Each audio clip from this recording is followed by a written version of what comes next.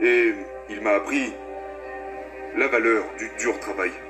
Il m'a enseigné beaucoup de bonnes choses que j'ai retenues, et aussi beaucoup de choses que, en prenant du recul, j'ai réalisé qu'il y avait des choses qu'il faisait très bien mais que je ne veux pas reproduire. Comme quoi, par exemple? Je pense qu'il travaille beaucoup trop. Et parce qu'il n'avait pas le choix, il se trouve qu'il vient d'une famille de 9 enfants. Et mon père vient de la campagne. Et c'est aussi là que nous avons grandi. Les familles ont tendance à être plus nombreuses en campagne, parce qu'il faut travailler à la ferme. Et son père est décédé quand il était très jeune, et il s'est retrouvé un peu comme l'homme de la famille. C'était le plus âgé entre ses frères et sœurs.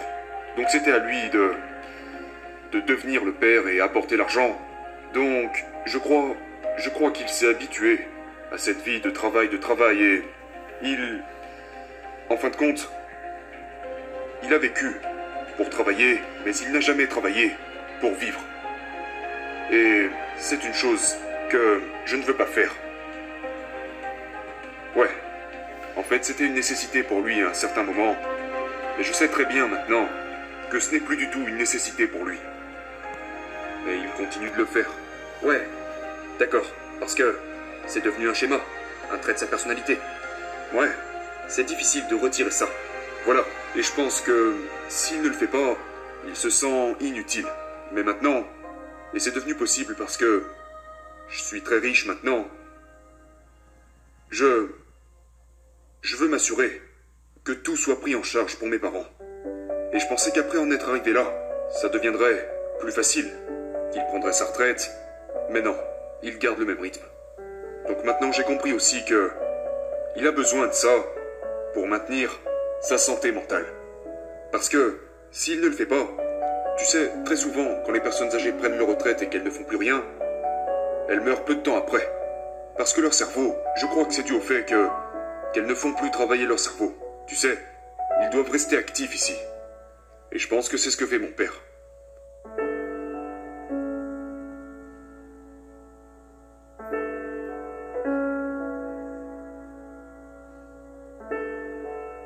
J'ai lu quelque chose sur ton enfance qui disait que tu étais constamment intimidé, harcelé, que des gens passaient leur temps à te frapper, à voler ton argent.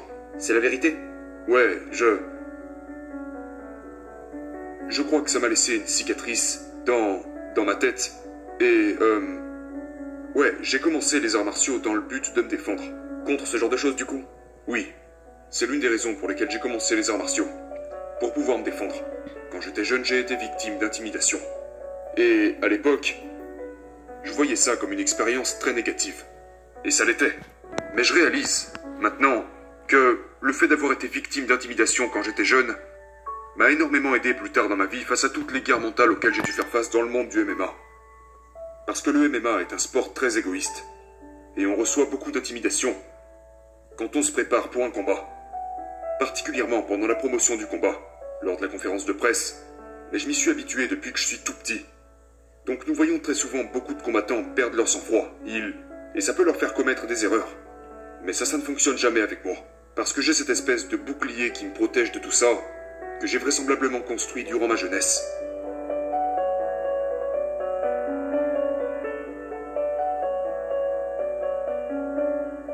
Maintenant les gens me demandent « Pourquoi est-ce que tu t'entraînes? T'as pas de combat à venir ?» Pour moi, je ne m'entraîne pas seulement parce que j'aime ça, mais parce que c'est aussi une thérapie. Je crois que le fait d'avoir été victime d'intimidation quand j'étais jeune m'a laissé une cicatrice dans mon esprit. Et cela peut sembler insensé pour la plupart des gens, parce que la majorité d'entre eux ne peuvent pas s'identifier à ça, mais le fait d'avoir subi tellement d'intimidation, d'avoir été autant humilié, et parfois les dommages physiques n'ont pas autant d'impact que les dommages émotionnels. Et c'est ce qui m'est arrivé. Donc, j'ai besoin de m'entraîner. Je me souviens que des fois, quand je n'étais pas au top de ma forme ou que j'avais une blessure, je ne me sentais pas aussi confiant qu'en temps normal. Et je veux dire, même si je sais que je n'aurais pas à me battre soudainement parce que, tu sais, je suis un adulte maintenant. Mais je sais pas, c'est toujours dans ma tête. C'est vraiment une histoire de confiance en soi pour moi. Je crois que la confiance en soi est très importante. Je veux pouvoir marcher dans une pièce en sachant que si quelque chose se passe, je serai en mesure de me défendre. Et je sais que ça peut sembler un peu absurde parce que nous vivons dans un monde très civilisé. Mais le fait d'avoir été une victime quand j'étais jeune m'a laissé des cicatrices et... Ouais, et je sais que la confiance est très importante parce que tu peux avoir toutes les compétences que tu veux. Et je ne parle pas seulement d'être un combattant. Je parle de tout. Mais je veux dire, si tu as les compétences mais que tu n'as pas la confiance, c'est comme si tu avais beaucoup d'argent sur ton compte bancaire, mais aucun moyen d'y accéder. Pour que la magie se produise, je pense qu'il faut les compétences et la confiance.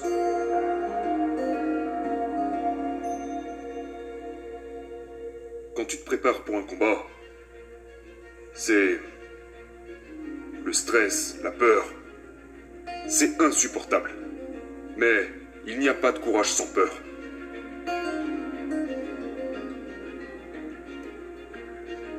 Quand je me prépare pour un combat, j'ai vraiment cette peur au fond de moi. Après, bien sûr, je prétends que tout va bien et tout ça, mais que t'es détendu. Ouais, mais au plus profond de moi-même, je suis genre, mon Dieu, mais qu'est-ce que je fous là? Et à chaque jour de combat, tu te sens pas bien parce que tu dors. Tu dors terriblement mal la veille d'un combat. À chaque combat. Parce que tu t'imagines tous les scénarios possibles dans ton esprit. Ça en devient presque une obsession.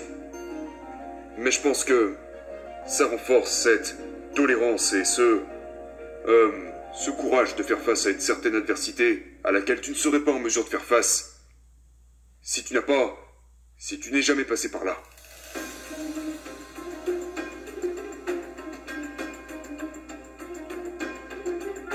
À quelle fréquence as-tu douté de toi lorsque tu étais en compétition? À chaque combat. Est-ce que tu doutais de toi aussi pendant les jours d'entraînement ou juste les jours de combat? Eh bien, à l'entraînement aussi. Parce que, à l'entraînement, tu essayes de... Pas tous les jours, mais parfois les entraînements sont vraiment durs. Au point où ça en devient presque dangereux. Parce que même avec l'équipement, tu peux te faire mettre KO. Donc on essaye de recréer le même environnement que celui dans lequel tu te retrouves le jour du combat. Parce que, lors d'un combat, tu es constamment en dehors de ta zone de confort. Mais le truc, c'est que pour devenir meilleur, nous devons sortir de cette zone de confort.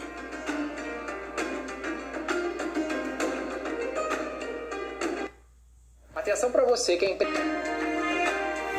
Je pense, personnellement, que mon ego, ma fierté, est l'un de mes meilleurs atouts en tant que combattant. Je me base beaucoup sur la fierté de soi. C'est pourquoi je me suis entraîné si dur. C'est pourquoi le combat est si important pour moi. Je crois que la confiance est un état d'esprit, mais que nous pouvons travailler sur ça. Et, évidemment, vous devez vous entraîner dur. Mais la chose la plus importante, c'est que vous devez travailler intelligemment. Vous devez travailler intelligemment. Et cela s'applique à tous les domaines de la vie. Et pour faire une analogie, une bonne analogie serait, disons que j'ai un examen à l'école. Et c'est un examen très important. Genre, un examen décisif. Et même si j'ai étudié, j'aurais quand même peur du résultat. Mais j'aurais cette confiance.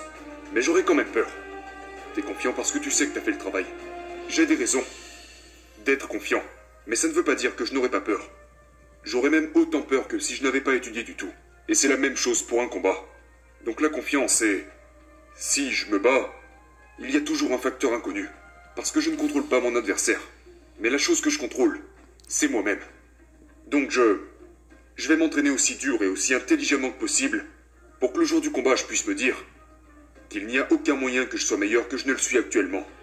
C'est ça la confiance. Quand tu fais quelque chose, c'est soit tu le fais à 100%, soit tu le fais pas du tout. Quand je fais quelque chose dans ma vie, je le fais toujours à 110%. Mais je ne veux pas y aller, perdre, et devoir me dire après « Oh, j'aurais pu ». Parce que pour moi, l'une des choses les plus dures avec lesquelles vivre, c'est le regret. Et pour moi, le regret est ce qu'il y a de pire. Donc je ne veux pas en avoir.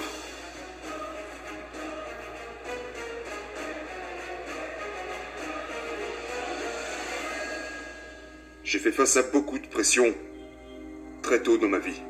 Mais c'est aussi pour ça que maintenant je n'ai plus à le porter. Parce que j'ai concentré tellement de pression, genre toute cette tension négative que j'ai eue dans ma carrière de combattant. J'ai concentré toute cette pression dans le début de ma vie pour ensuite pouvoir vivre en douceur. Mais pour ça, je devais y faire face. Donc, certaines personnes diluent tellement cette quantité de pression, s'en éloignent tellement, qu'ils ne sont finalement jamais en paix avec eux-mêmes. La plupart des gens répandent cette quantité de pression obligatoire sur toute leur vie. Ce qui fait qu'ils ne souffrent pas beaucoup, mais tout le temps. Pour moi, ces 10 dernières années de carrière ont été tellement folles. Parce que je n'ai jamais aimé ça. Je n'ai jamais aimé me battre. Parce que... Tu n'as jamais aimé te battre? Jamais. Je n'ai jamais aimé ça. J'aime m'entraîner. J'aime la science du combat. Mais je n'ai jamais aimé me battre. Je n'ai jamais aimé me retrouver dans un combat. Tu n'as jamais aimé te battre? Jamais. Même pas une fois. La raison pour laquelle je l'ai fait est parce que j'étais très bon à ça. Parce que ça m'a procuré beaucoup d'argent. Ça m'a donné la liberté. Mais ça n'a jamais été un plaisir pour moi. La façon dont j'explique ça... La plupart du temps, je suis Georges Saint-Pierre.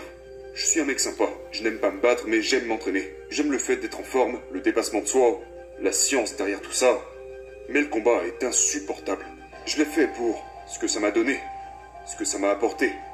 Mais plus grand est le risque, plus grandes sont les récompenses. Donc toute cette pression à laquelle j'ai fait face, j'y ai fait face seulement pour obtenir ce que j'ai aujourd'hui. La liberté, la richesse, la santé, qui est encore plus importante. Mais pour ça, il fallait que j'aille jusqu'au bout.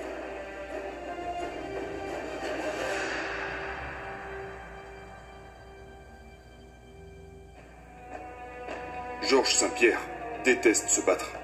Par contre, quand j'arrive à l'entraînement et que je commence à mettre des coups, quelque chose se passe en moi.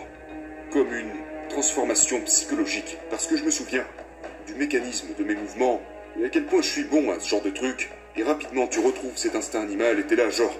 Mec, j'aime ça. Et c'est la même chose avant un combat. T'es tellement effrayé, terrifié. Mais quand tu commences à t'échauffer, tu te souviens à quel point tu es bon dans ce domaine. Que t'as déjà fait ça un nombre incalculable de fois. Tu te sens alors de mieux en mieux, ta confiance grandit, et tu deviens une sorte d'animal.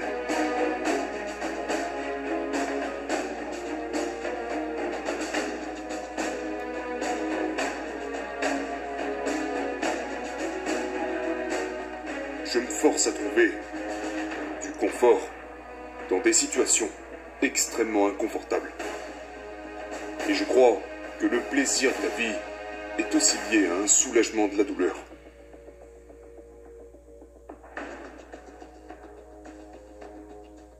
Je vais te poser une question que je pose toujours à la fin. J'appelle ça les 3 vérités. Donc j'aimerais que tu t'imagines à ton dernier jour sur Terre. Dans de nombreuses années, t'as vécu aussi longtemps que tu voulais vivre, mais tu réalises à ce moment que tu dois finalement partir pour de bon. Tu as accompli tous tes rêves, tout ce que tu voulais accomplir. Toute ta famille est heureuse, tout le monde va bien, et t'as atteint tous tes objectifs. Mais pour une raison quelconque, tu dois emporter tout ton travail avec toi. Cette interview, tout ce que t'as fait, tout le contenu, toutes les vidéos de tes combats, les films, les émissions, tu dois tout emporter avec toi, de sorte à ce que plus personne ne puisse avoir accès à tes informations. Mais on te laisse quand même prendre un morceau de papier et un stylo pour écrire 3 choses que tu sais être vraies, que tu partagerais avec le monde. 3 leçons, et c'est tout ce que nous pourrions avoir de toi. Quelles seraient ces 3 vérités pour toi? Je pense que la première leçon serait travailler dur, mais travailler plus intelligemment. C'est encore plus important. Travailler intelligemment est plus important que travailler dur. Je dirais de vivre dans le présent. Ne vivez pas dans le passé juste à cause de certaines choses qui vous sont arrivées. Un cauchemar passé n'a pas à vous faire de nouveaux cauchemars. Mais ne vivez pas trop dans le futur non plus. Ne vous inquiétez pas trop de ce qui va se passer. Essayez de vivre dans le présent. Et je pense que la 3e vérité, pour être heureux, il y a cette phrase qui retranscrit parfaitement cette notion qui est un esprit sain dans un corps sain. C'est comme une symbiose. Il faut les deux pour que ça fonctionne. Et si l'un des deux n'est pas sain, vous ne serez pas aussi heureux que vous pourriez l'être.